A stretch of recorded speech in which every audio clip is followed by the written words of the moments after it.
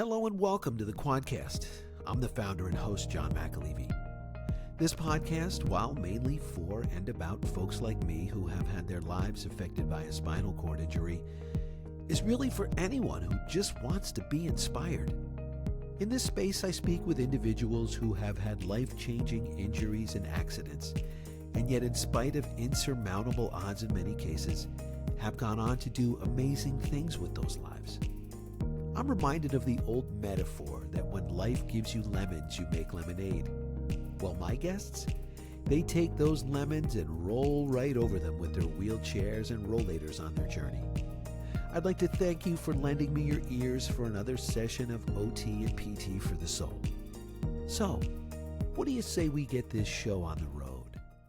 Cristina Cortez, welcome to the Quadcast. My pleasure, John. I'm doing well, thanks, and I'm really happy that you're going to join us today. It's going to be a different version of the Quadcast. As my frequent flyers know, I'm close to about 100 shows now, and most of my subjects and my guests are individuals who have endured a spinal cord injury either through an accident, whether it's a car or a motorcycle, diving incidents, ocean accidents, and some folks with tumors and or surgeries and things like that. You have a much different story, and rather than me try to step on your toes, I'm going to let you tell us exactly how it is that you find yourself in the disabled world. So if you could, please tell us a little bit about yourself. Well, to start off, the way I came by paralysis is that I was born with a cerebral palsy, quadriplegic cerebral palsy, where all four limbs are affected. It happened upon birth, but the onset occurred at 2 years old when I was actually diagnosed. So I had it from the beginning. So quadriplegic cerebral palsy has always been part of my life. But as quadriplegic cerebral palsy actually happens, there are 5 levels of paralysis in childhood in this childhood paralysis where there are 5 levels. I am level 4, meaning that I use a wheelchair, I use supports, I need assistance with ADLs. The closest comparison would be in spinal cord injury. I would be an incomplete C5, C6. Okay. So you could imagine that. Yes, we're pretty close. I'm an incomplete Okay. C3-4. Yeah. Yes. Yeah. So C5, C6. Okay. Comparison. But within the quadriplegia, there are also four levels of occurrence, which means Mhm. that how it happens is that the midbrain is affected, but it is also that the right side is stronger than the left. Okay. But the legs are impacted, but the upper body is strong. Yes. So if you could, Cristina, tell us what exactly is cerebral palsy and how it affects your daily life. Cerebral palsy is the childhood version of paralysis, where it occurs upon birth, but is diagnosed either later in life or it is diagnosed upon birth. In my case, it happened as a result of midbrain injury upon birth. I was premature at 26 weeks of my mother's pregnancy as a result of her preeclampsia. Each day of her pregnancy, from the occurrence of that preeclampsia, which was June 2nd, each day counted. The everyday matter. So what happens is that each day increased the likelihood that the resulting child would be stronger. Okay. So every day counts with every child. Every day counts, but also it had to kind of push her to keep for the body, not to actually invade her the child. Yes. So what happens is that she was diagnosed she was routinely examined. It happened that she had the occurrence of preeclampsia, and then immediately the doctor said, "We can save you, but not the child. Okay. You have to move to the NICU. You have to move to another hospital." You had to go transfer you to the hospital, and from there, 5 days later, my father took the proxy decision and said, "Do what you can, do what you can, do what you can. It's a risk, but do the C-section." The C-section was done. Both of us survived, but there was a risk that either he would lose both of us or one of us. Wow. So That's a tough either decision that your father had to make. yeah, Wow. yes, yes, Wow. it was. And thankfully, he saved both of you. Well, the fact is that the medical intervention saved both of us, but there was always a risk. Yes. Yes. So tell us, Christina, tell us about your childhood. What were you interested in your youth? Well, as a child, I would say I was interested in music, reading, arts. But the fact is that every child is exposed to music when they're the first few days. The sound environment changes. Everything is tailored to them. But Mhm. in my case, my parents and my close family at that time were very, very in tune with. They didn't know that they didn't know that CP had occurred. Okay. They just managed equally well. They only knew one thing: premature child. That's all they knew. Premature, 26 weeks. According to prematurity, the rule is the birth date and the birth date the birth date determines the development date. So it means that from June 7th, I was supposed to be born in October. So 3 months later, so that's the development point. So I was so as a result, the development timeline is 3 months behind the due date. Okay. So that's all they knew. Three Okay. months behind, that's the development. And they treated it normally. They were very, very in tune with it. But as soon as the diagnosis happens, they didn't even care. We want this person. We don't Nothing changed. We want this person. We don't care what the diagnosis is. We want this person. We want this person. We want this Christina. For most, Yes. How yes. important was And I have to say this, for most people, the diagnosis changes everything. The diagnosis changes the attitude of the parents and the family. But Mm, in my case, it didn't, because the backstory to this is that my brother is 15 years older than me. okay. So my brother, being 15 years older than me, is the first child. As soon as they got married, a year later they had him. But they had the vision of having two kids. Okay. So they both had the vision of having two kids. So what they had in mind was having two kids. It doesn't matter what the deadline is. We want the second kid. So 15 years later, and three tries later, well, Mm, I was the result. here comes But they Christina. tried everything. Oh, They tried everything they could and yeah. got me out of it. That was How, the that was the backstory to that. great. Now, how important was and is family in your life? I loved reading how your mother approached your disability. If you could, please elaborate on that for the audience and then explain how your brother has greatly influenced you. You said he's 15 years older. Tell us about your mom and your brother in particular. Well, my well, I have to in including that, I have to also say my father, because both of them had the same line of thinking.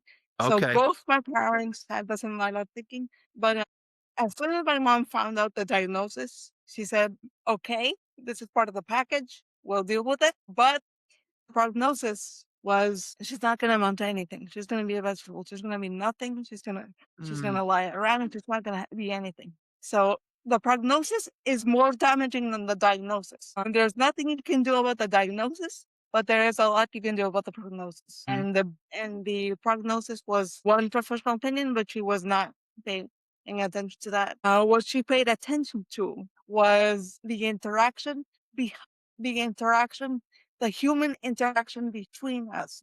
She often has said, what I saw was the light in your eyes. What I saw was the way that you looked at me, was the way that you right. connected with me. Of So course. we saw that, and my brother just followed suit. My brother was, this is part of the package, the same idea. part of the package item. We don't care. He was in sophomore year at the time, so he was dealing with his own high school stuff, but he was very in tune with the first the first milestones. He was very in tune with those. Right. He was very, I would say, the disability did not change how he saw me. I would say that it actually made him want more from me. He never cut me any slack. Even as kids, even as a kid, I remember that he was very, very direct with me, very sensitive, but also very direct. He didn't coddle me. None of them did. There was no like, oh, she has a disability. Let's go easy. Right. There's no such thing as going easy. The race does the same way. No easy rides, Christina. You didn't get any easy rides. They made you earn all of your stripes. So that's great. Yes, and my brother was the one who, I'll answer this later, but he unlocked my communication in a way that I didn't understand at the time. But looking back at my journals, he actually unlocked my communication, That's not only amazing. at my education, but he doesn't even remember those details. He doesn't remember how much he's influenced you. That's unbelievable. Yeah. Christina, did you encounter many other individuals like yourself in the CP world when you were growing up? Actually, there was no such. Okay, let me just situate this historically. I was born in 1993. Okay. For everyone's context, 1990 was the year of the ADA, if you can bear with me with that. Yeah. 1990 was the year of the ADA. So I was born post ADA when inclusion was barely an idea. Okay. So so I know nothing else other than the ADA and before that. And so Okay. all the legal protections, all the social infrastructure is in place, but Mhm.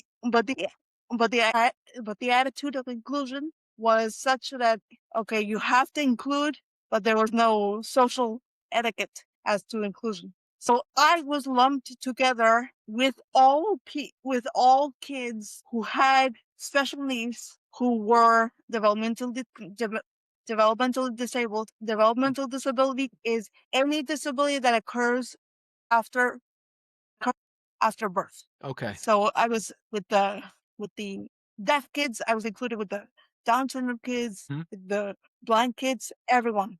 Okay. CP included, and no CP is the same. So you might have the same paralysis level, the same GMC4 designation 453, whatever it is, but it doesn't look the same. I have to say that since it doesn't look the same, I had no one to look to as a parallel. Yeah. And those people that were parallels did not speak. Okay. The fact that I do speak Mm-hmm.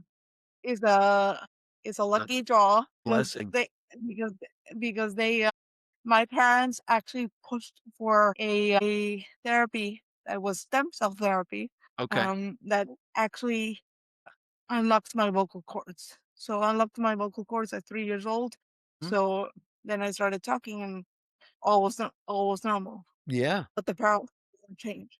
Right. Christina, I often speak with my guests about how their paralysis, whether it's para or quad, how that greatly affects us physically. The fact that we can't, do so much, we can't move our bodies as we once did.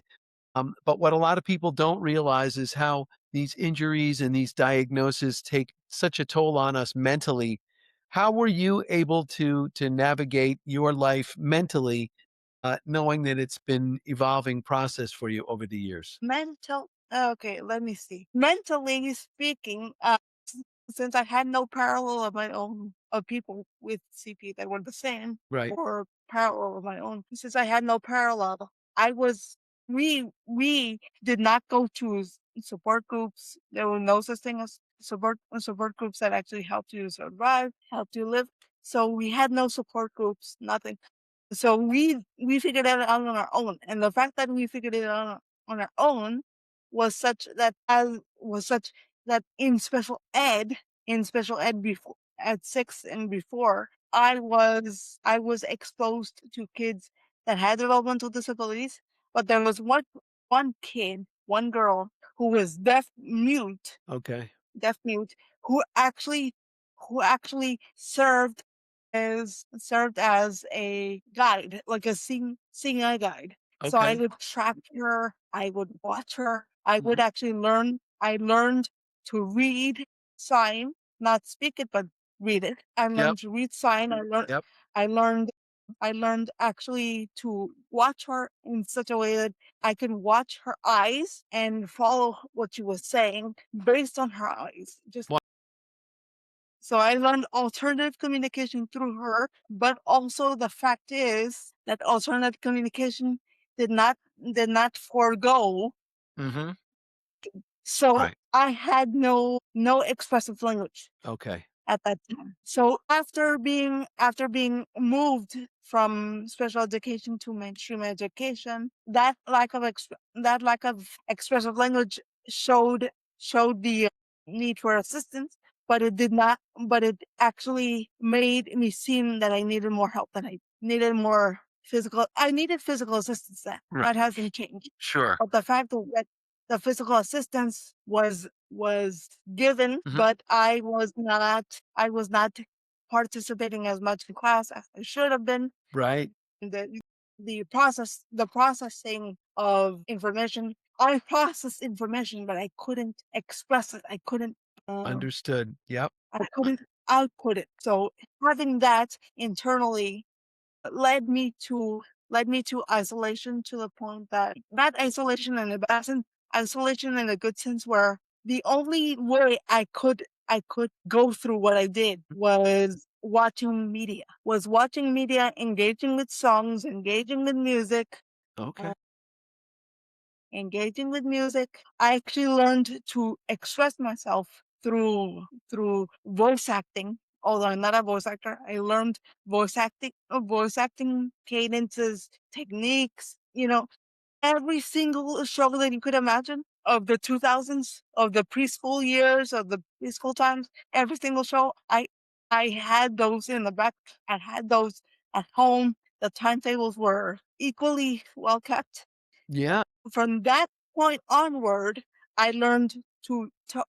I learned to speak. I had speech. I had talking. I could talk, but Right. I couldn't speak because I didn't have extended expressive language. And Exactly. in school, everyone was focused on the education output, and the education output was 2.5 years behind my grade level because I couldn't get it out there. Sure. And you lead me to my next question, which is, and I read this in your bio, that your life took a major turn once you entered school. And as you said, you were different and you had to learn differently. And some of your classmates were not always very kind, which is not great. Take us back to that time and how all of that affected you and how it made you feel. Well, I would say this. It wasn't the kids that weren't very nice. It was the adults.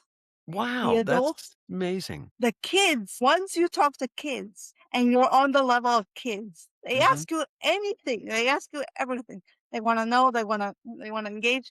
But as soon as an adult gets into their heads and says, "Don't ask for that, don't talk about that, don't Right. ask stop talking about that, stop talking about this." Yep. The kids get the fear from the adults and they don't talk about it. So that was the silence that I was referring to in the Bible. And the kids followed suit. The kids always follow suit. So if a kid asks about disability directly to me, I always answer. But honestly, the adults affect the interaction. So I was like, I don't want the adults to get involved. So Right. I often say, if the adult gets involved, I say, let me just talk to the kid. Let me just talk Yeah. to the kid Hmm. and talk about it. Yeah. And then no fear, no involvement. So that's the case. That's the case. But in terms of friendships and connections, that is where kids get involved. That is where parents get involved. Right. And I actually lost my best friend because her mother didn't like me. Oh, I'm sorry. So yes, I was like as a kid, but that's just what happens, and I didn't even understand it at the time. Yeah, that So must have been. so what happens is that as a kid, I learned that best I said in my head, best friends don't exist, but they're telling me that you have best friends for life. They're Yeah. telling me all these social benefits, Yes. and they're like, I'm not living that. So as a kid, I would connect, but then I would be like, I would, I would not pull back, but I would not commit. Yeah, you're not fully in, both So feet in, yeah. yeah, both Sweden. So it was a way of saying, okay, I gotta connect, but I just gotta be aware of Right, you have to guard yourself, older, yes. not guide myself, but deal with older kids stuff because I had to go through therapy. I had to go through all and that's not something a kid goes through on a day-to-day basis, but I did. You did. So, You're a tough so one, I yeah. tell you, Christina. How about in 5th grade, you read the book The Tiger by William Blake, and you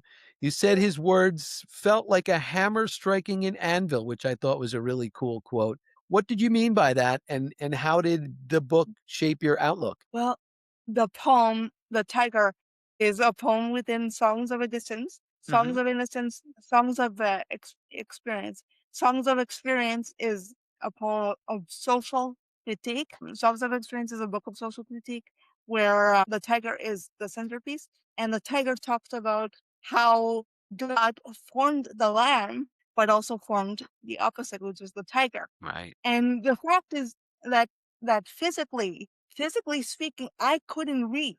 I couldn't physically read, but I could catch consonants. I could catch sound. I could understand what I was reading, but I couldn't see what I was reading. Okay. So, so the fact is that every vowel in certain words, I wouldn't catch it. The vowels I wouldn't catch, but consonants I would.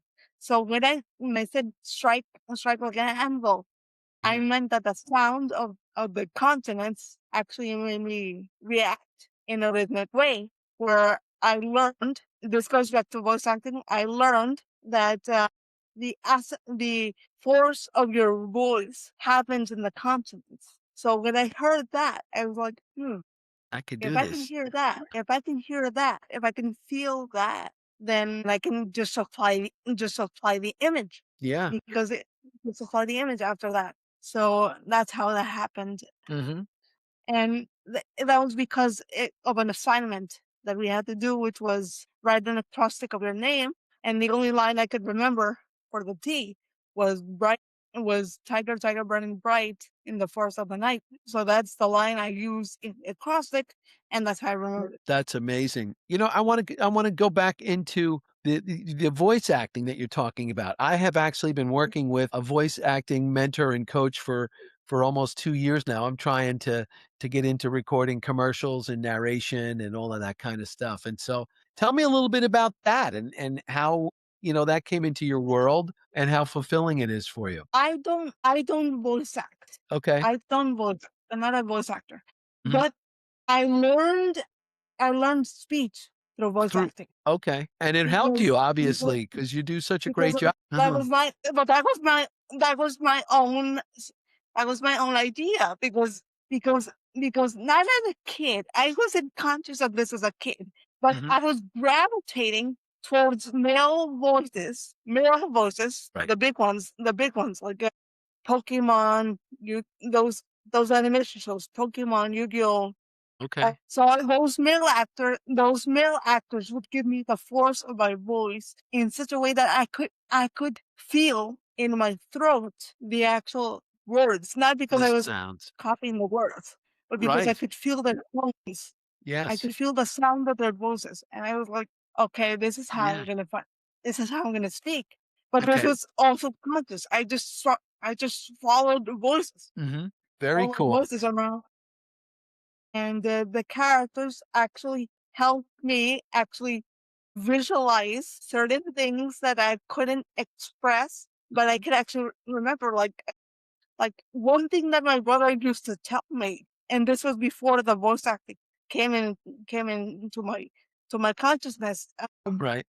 Was not get stronger, get better. He said before I actually transitioned to general education, he said I was going through all that emotional emotional adjustment of the silences, the lack Yeah. of communication, the lack of things.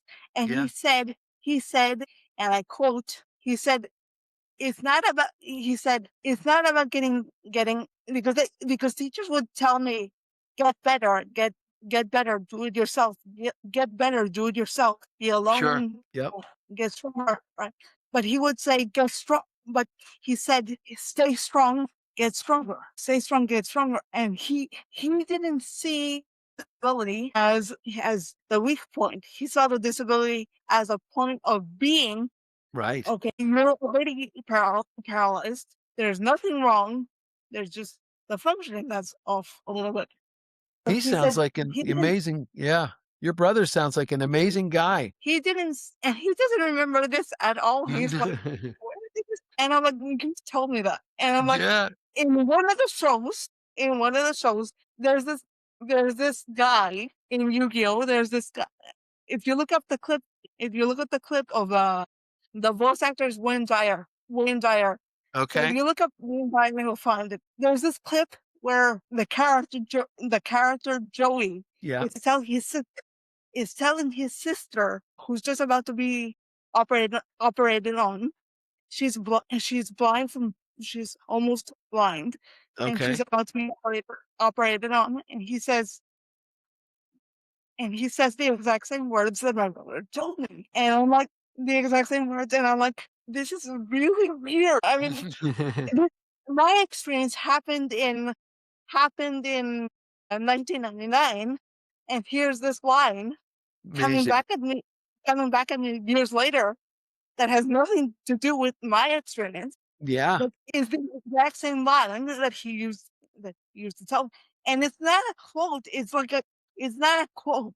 It's a quote from the Right. show, but it's Mhm. not a quote from anything. It's just the same words, the same idea. And I'm like, wow, That's cool. this is what it's in my head. Yeah, yeah. How about, again, judging from the great bio that you sent over, you wear Yes. many hats, Christina. You're a writer, you're a disability advocate, a public speaker, and interdisciplinary researcher. First of all, how do you have time to do all of these things? And if you could, tell us a little bit about how you've accomplished each and every one of these. So I consider them part of the same thing. So Okay. I write as a Hmm. form of communication. I write as a form of creation, as a form of creativity, as a form of actually producing things. But the advocacy is the way that the writing gets out there. Right. I am recognized more as an advocate. I am a writer in terms of output, but I'm an advocate in terms of work. Okay. So advocacy is the way I get recognized. Advocacy is the one giving me the living, so to speak. But Hmm. writing is the way I externalize it. Yeah. So I Yeah. think of it as the same thing. In fact, when I'm doing interviews like this is the work for me, not the work on the computer. This is the actual work. Sure. How about tell us about the book that you authored, Poems from the Road. What is it about and in what form was it written? Well, Poems from the Road is my fourth book, but it is a book that combines the Japanese aesthetic traditions of Senryū, Haibun, and all poetic forms in Japanese. But it talks about uh, an 80-day road trip that I took with my parents when I moved to Massachusetts here, and I just started writing. Not that not not on the road necessarily, but I started writing about that. Right. About that. So and then I found I found the form of the haiku. I found the Japanese forms I mentioned, and Right. I said, this could be the guiding line of the book. This could be the structure of the book. And the book talks about the actual travel. It talks about the disability, but it doesn't talk about the topics separately. It talks about the topics together. So the topics are part of the journey, Right. the trip. So the trip is the story in itself, but the trip involved a wheelchair, involved access, involved travel, involved sleeping in hotels, Okay. involved that. And Mm-hmm. it talks about that. It talks about that centering not the topics, but centering the experience of just Right. being in the moment. Interesting. And if I could, Christina, how do you write?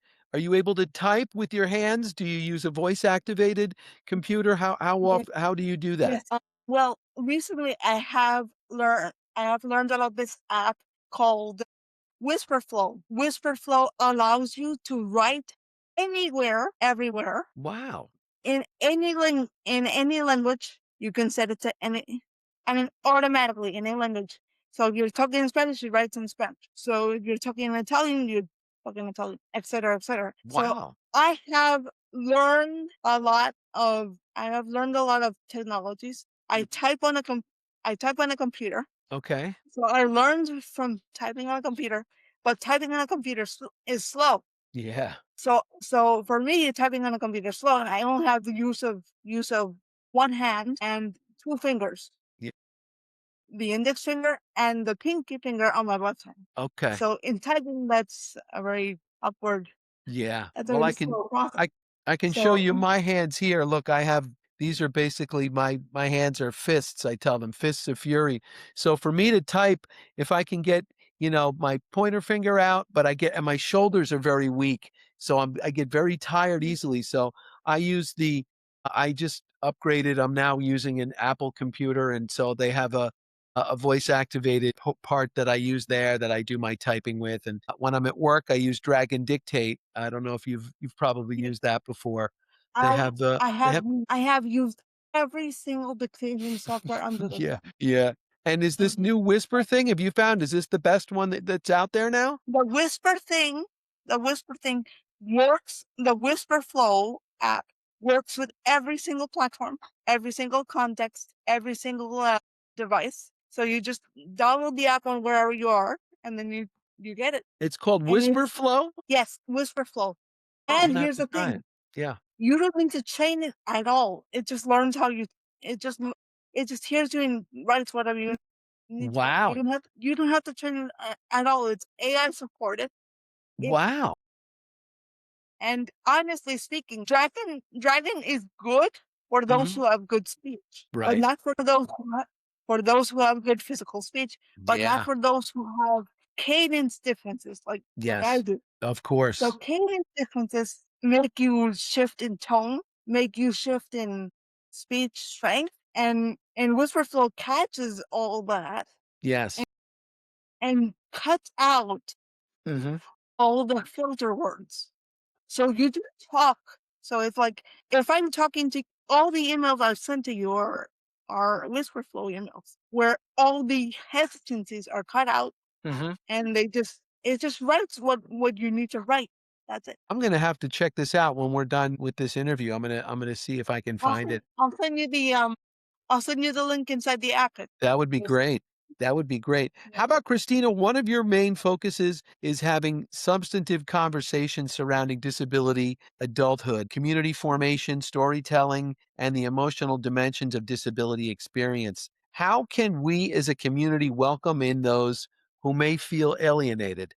I would with adults it's harder. It is harder. But I know. Yeah. I can say that with adults it's harder. But here's the thing. Hmm. We just have to remove the fear of asking because if they're not afraid to ask, even if they make a verbal mistake, I don't care. I don't care. I don't care what language you use. I don't care what words you use. If you call me special needs, okay. I care about the language, but I'm not gonna stickler people and say, don't use special needs, don't use disabled. Right. I'm not gonna edit them in the moment. I'm just gonna edit their mentality. Oh, Okay. because kids ask intuitively.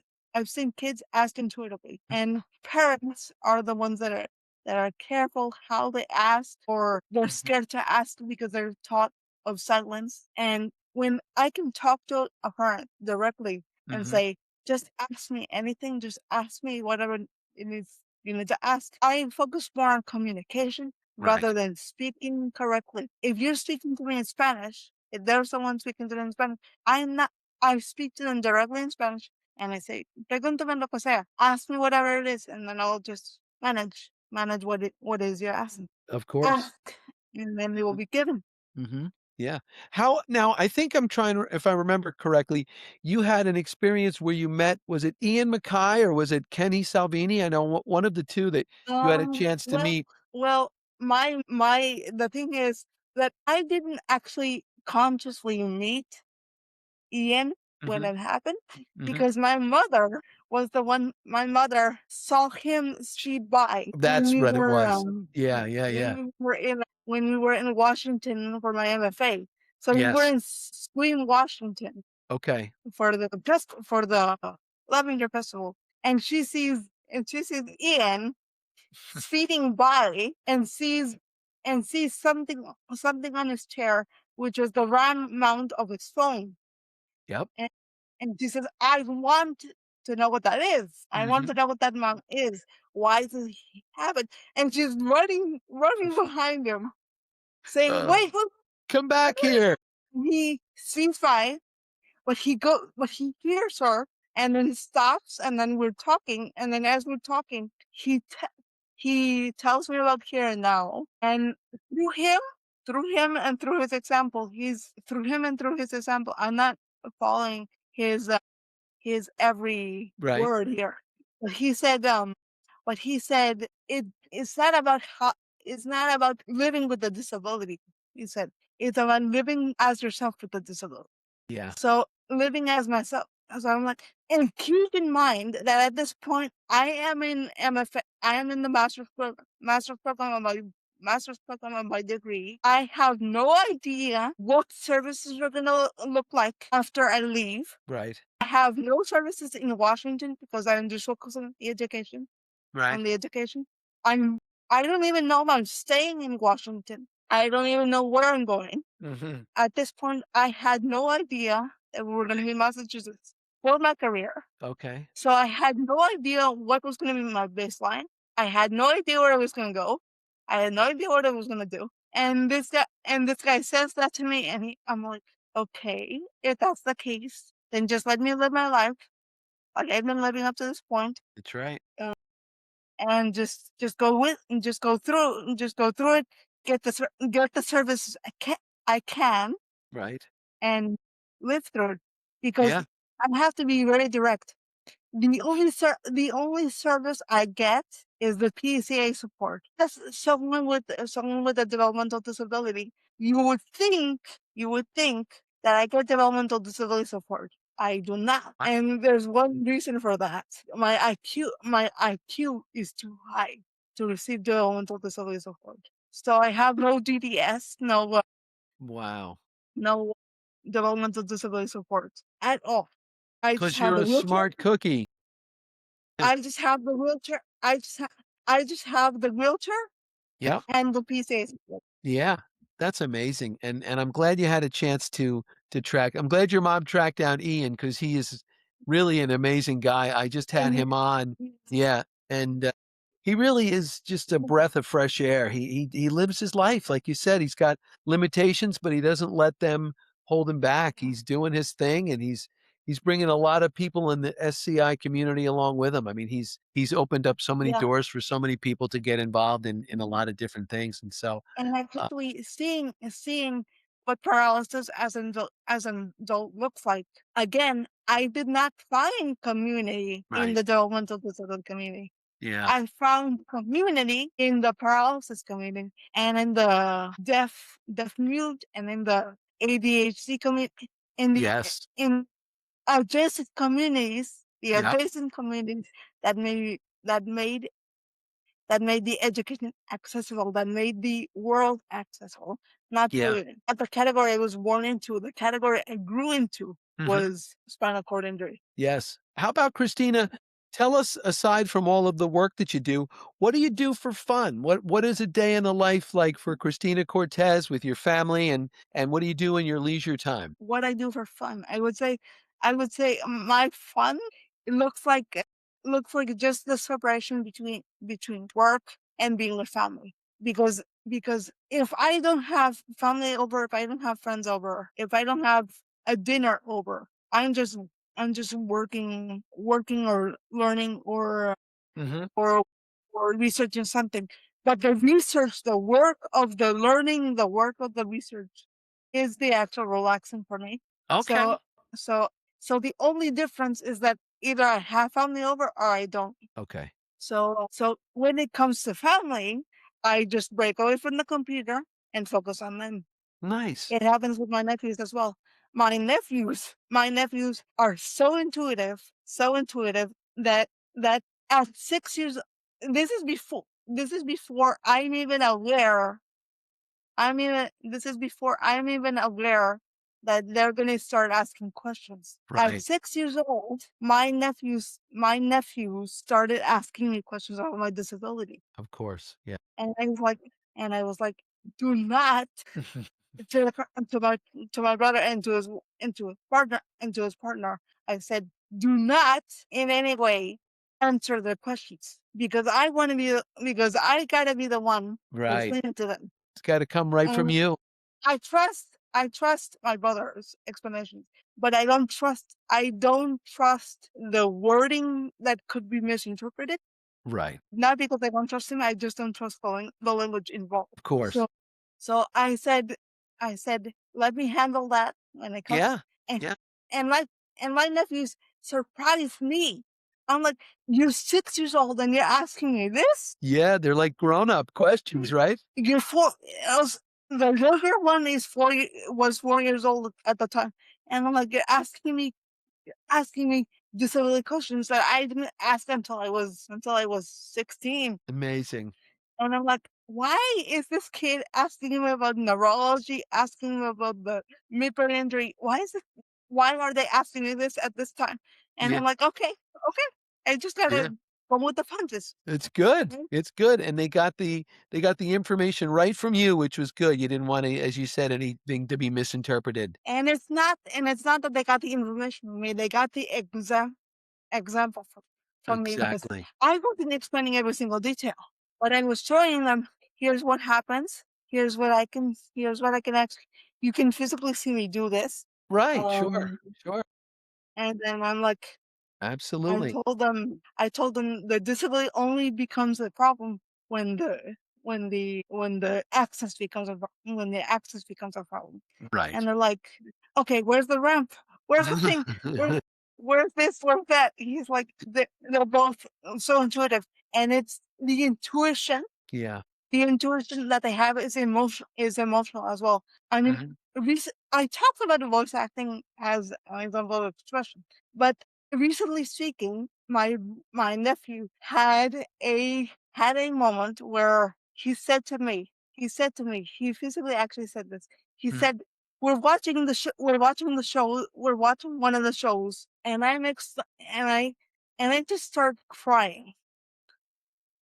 We're watching one of the shows because the show was the show that I saw back when I transitioned at 14. So when I transitioned at 14, I had no idea what to do, no idea what the IEP process was going to be like after Right. 14. Right. I had no idea. So I'm watching these shows at Right. night, and somehow those lines on that show, Avatar: The Last Airbender, shows up in the stream of my night, and I just watch that scene, Yeah. watch that scene, and then 18 years later, I'm watching that scene with my nephew, and I start crying. Yeah. He's like, "Why are you crying?" Mhm.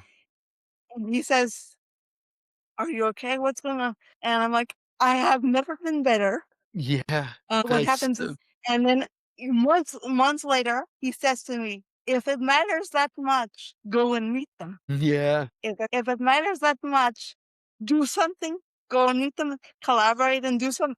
I'm like, "You telling me do something?" Yeah. And I'm like, "You don't." And I'm like, this kid was so intuitive, and he says, "Do it if it really matters." Right. And I recently had that experience where I'm talking with them straight up, and I'm like, this changed my life. It did. It changed my life because not change my life in the way that it saved me, but I had no examples. Right. no examples of people with disabilities. So the That's right. only examples I had back then were the characters. That's right. Yeah. Characters having disabilities, intuitively having disabilities. It doesn't matter if the character has a disability. It doesn't matter because you're like, you see the character, you don't see the disability. Yes. Yeah. Yeah. And Which will then, I'm like, this scene actually changed. yeah, the And light bulb went because off. of, because of that scene, I was able to transition. And I told the actors, because of these scenes, because of these characters, I was able to have the strength to transition to become an adult and It's whatever. amazing. And I'm like, I told them, and then my nephew goes, "So how was it?" I'm like, "You wouldn't even believe I did because I have never kept eye contact with anyone in public in my life. I have never kept eye contact because eye contact is very difficult for me. Right. So the fact that we're on the Zoom actually makes it easier to keep eye contact. Okay. Yeah. Very So cool. so I never kept eye contact in public. And I'm keeping eye contact like it's the easiest thing in the world. And I'm like, why is this happening? I'm like, wait a second. I've known these people for 26 years. Right. That's why it feels so normal. And I'm like, Yeah. wow. It's great. I even shocked myself because I'm doing scenes, I'm doing role play, I'm doing these kind of things that I haven't done in 18 years Yeah. because of the voice acting That's right. I didn't know that I had gone through Yeah. in my communication.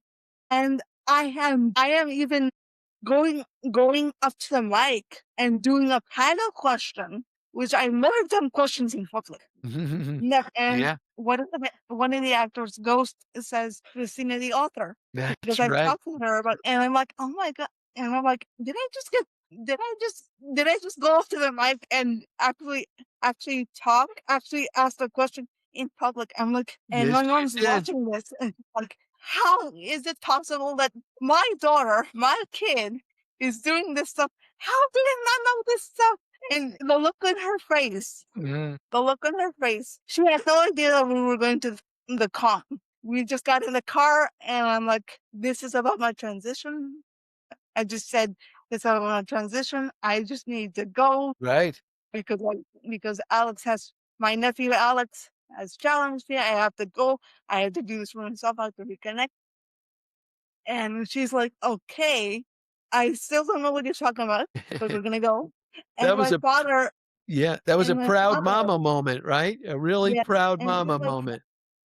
like, oh my god, and she's like, she doesn't even register what's going on, and I'm like, Mom, if this hadn't happened, I said, if I were if I were not serious about, if I were not changed by this, I Right. would not say half of the things I said to them. Right. And she said, are you being dramatic? No. No. If I were being dramatic, I would say cliches. But I'm telling them honest truths about my experience and for the first time in my life, and I'm telling them my disability story, and my disability story is not part of the conversation. Not part of the conversation. And not once Right. use cliches. Not once did they say, "Oh, you're such an inspiration." Not once did I give them cliches. Not once did I say, "You helped me survive." Not Right. the fact that most people expect. And I'm like, I gave them artist to artist truths You about my did. experience, and that's what they responded to. I was like, Yeah. oh my god, this is so good.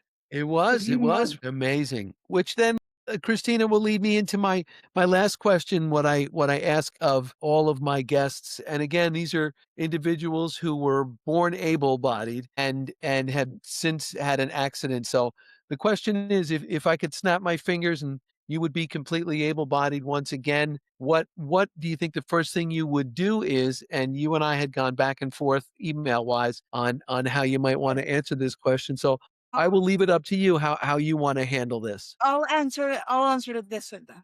Yeah. And this way, I'll answer it this way. This question is the most honest question I have ever received about living with paralysis. Because the fact is that I don't have Right. a before and after. I don't have Yes. an able body before and after.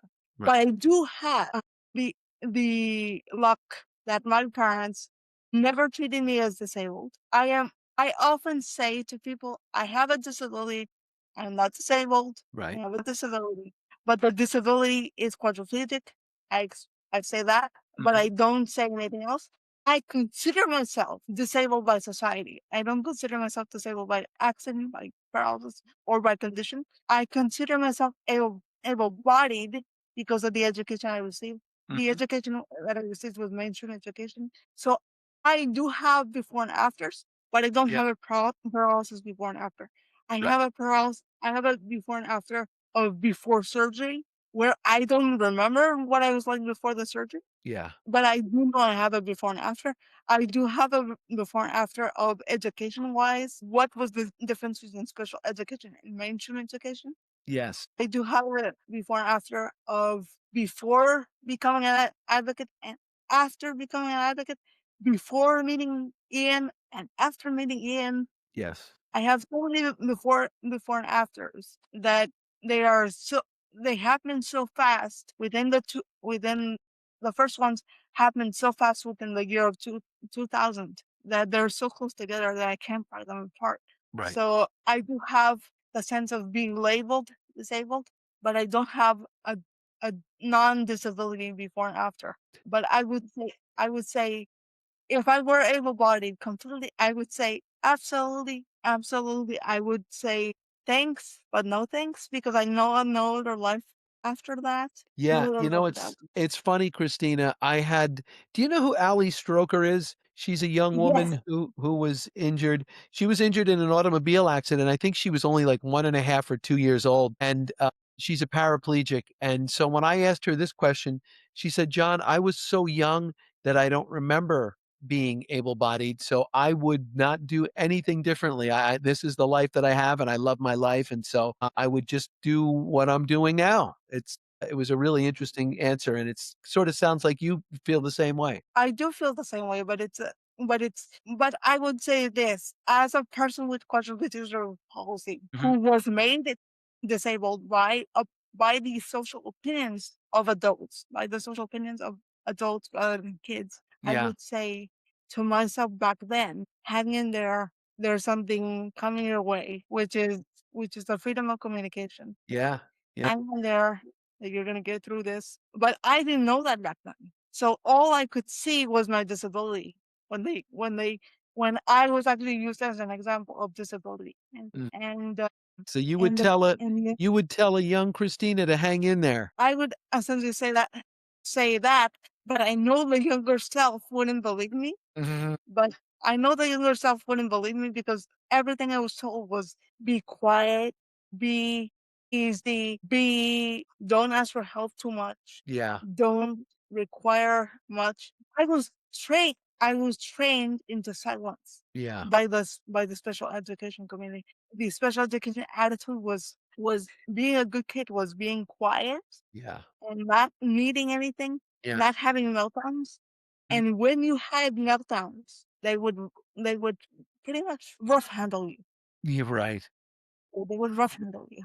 Thank goodness you're So not silent these days, and your voice is one that's truly needed, and it's refreshing for the community. I know that I have delved into some of your writings, and I watched your TED Talk, and you're really a remarkable young woman, Christina. And I want to thank you so much for carving out some time of your day and joining me here on the QP. It's been an honor to tell your story and to get to know you today. this is an interview that has forever, not forever, but essentially changed the way I actually present myself, because this is the first time I've talked about all these topics in such a way that feels one to one. It does. And I'm not I'm not I'm not performing myself. I'm not performing myself as an inspiration story. I'm just talking straight up about what Yeah, it's just yeah, two we're people with a talking lot in honestly. common. Yeah. Honestly, yeah. And I've seen that in your podcast with other people. The details you go into, the details, the actual physical details. I am honored to be part of this.